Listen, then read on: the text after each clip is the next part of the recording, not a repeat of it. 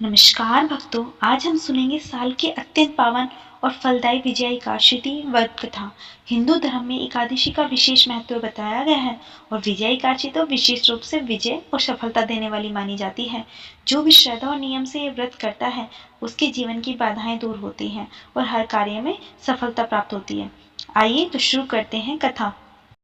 धर्मराज युधिष्ठिर बोले, हे जनार्दन, आपने माघ के शुक्ल पक्ष की जया एकादशी का अत्यंत सुंदर वर्णन करते हुए मुझे सुनाया।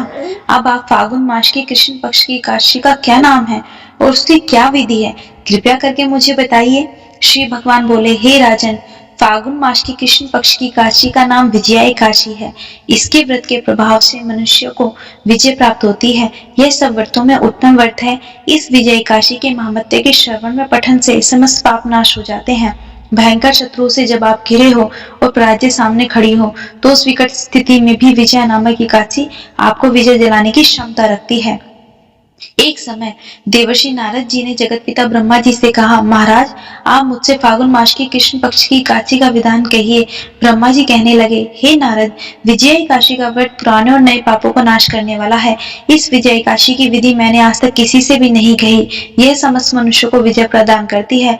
त्रेता युग में मर्यादा पुरुषोत्तम श्री रामचंद्र जी विष्णु के अंश अवतार थे।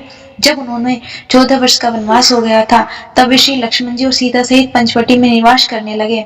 वहां पर दुष्ट रावण ने जब सीता जी का हरण किया, तब इस समाचार से श्री रामचंद्र जी और लक्ष्मण जी अत्यंत व्याकुल हो गए और सीता जी की खोज में चल दिए। घूमते घूमते जब वे मरणासन जटायु के पास पहुंचे, तो जटायु ने उन्हें सीता जी का वृतांत सुनाकर स्वर्गलोक चला गया। कुछ आगे जाकर उनकी सुग्रीव से मित्रता हुई और बाली का वध किया। हनुमान जी ने लंका में जाकर सीता जी का पता लगाया और उनसे श्री रामचंद्र जी और सुग्रीव की मित्रता का वर्णन किया। वहां से लौटकर हनुमान जी ने भगवान राम के पास आकर जब समाचार कहे, तब श्री रामचंद्र जी ने वानर सेना सहित सुग्रीव की संपत्ति से लंका को प्रस्थान किया। जब श्री रामचंद्र जी समुद्र के किनारे पहुंचे, तब उन्होंने मगरमच्छ आदि से युक्त उस अगाध समुद्र को देखकर लक्ष्मण जी से कहा कि इस समुद्र को हम किस प्रकार पार करेंगे। तब लक्ष्मण जी ने कहा, हे पुराण पुरुषोत्तम, आप आदि पुरुष हो, सब कुछ जानते हो। यहाँ से आधा योजन दूर पर कुमारी द्वीप में वक्दालाभ्य नाम के मुनि रहते हैं। उन्होंने अनेक ब्रह्मा देखे हैं। आप उनके पास जाकर उसका उपाय पूछिए। लक्ष्मण जी के इस प्रकार वचन सुनकर श्री रामचंद्र जी वक्दालाभ्य ऋषि के पास गए और उनको प्रणाम करके बैठ गए। मुनि ने भी उनको मनुष्य रूप धारण किए हुए प्राण पुरुषोत्तम समझकर उनसे कुछ पूछा, हे राम, आपका आना कैसे हुआ। श्री रामचंद्र जी कहने लगे, हे ऋषि, मैं अपनी सेना सहित यहाँ आया हूँ और राक्षसों को जीतने के लिए लंका जा रहा हूँ। आप कृपा करके समुद्र पार करने का कोई उपाय बतलाइए। मैं इसी कारण आपके पास आया हूँ। तब ऋषि बोले, हे राम, फाल्गुन मास के कृष्ण पक्ष की एकादशी का उत्तम व्रत करने से निश्चय ही आपको विजय प्राप्त होगी। साथ ही आप समुद्र भी अवश्य पार कर लेंगे। इस व्रत की विधि यह है कि दशमी के दिन स्वर्ण, चांदी, तांबा या मिट्टी का एक घड़ा बनाएं। उस घड़े को जल से भरकर या 5 पल्लव रख वेदिका पर स्थापित करें। उस घड़े के नीचे सतनाचा और ऊपर जौ रखें। उस पर श्री सत्यनारायण भगवान के स्वर्ण की मूर्ति स्थापित करें। एकादशी के दिन स्नान आदि से निवृत्त होकर धूप, दीप, नैवेद्य, नारियल आदि से भगवान की पूजा करें।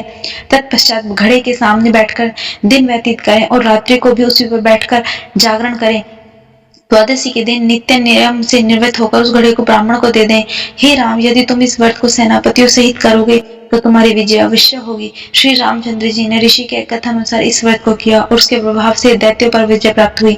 अतः हे राजन, जो कोई मनुष्य विधि पूर्वक इस व्रत को करेगा, दोनों लोकों में उसकी विजय अवश्य होगी। श्री ब्रह्मा जी ने नारद जी से कहा, हे पुत्र, जो कोई इस व्रत के महात्म्य को पढ़ता है, सुनता है, उसको वाजपेय यज्ञ का फल प्राप्त होता है। इस दिन प्रातः स्नान करके स्वच्छ वस्त्र धारण करें। भगवान विष्णु जी की मूर्ति या चित्र के सामने दीपक जलाएं। पीले फूल, तुलसी दल अर्पित करें। ओम नमो भगवते वासुदेवाय मंत्र का 108 बार जाप करें। फलाहार या निर्जल व्रत रखें, जैसी आपकी श्रद्धा। दूसरे दिन द्वादशी पर विधि पूर्वक पारण करें। इस व्रत से शत्रु बाधा समाप्त होती है, कठिन कार्य भी सरल हो जाते हैं, घर में सुख शांति और समृद्धि आती है, मन की अशांति दूर होती है। जो भी श्रद्धा से कथा सुनता है, सुनाता है, उसे भी व्रत का पूरा पुण्य प्राप्त होता है। अंत में सभी भक्तों से निवेदन है, अगर आप भी जीवन में विजय चाहते हैं, तो सच्चे मन से विजय एकादशी का व्रत अवश्य करें। जय श्री हरि हरि।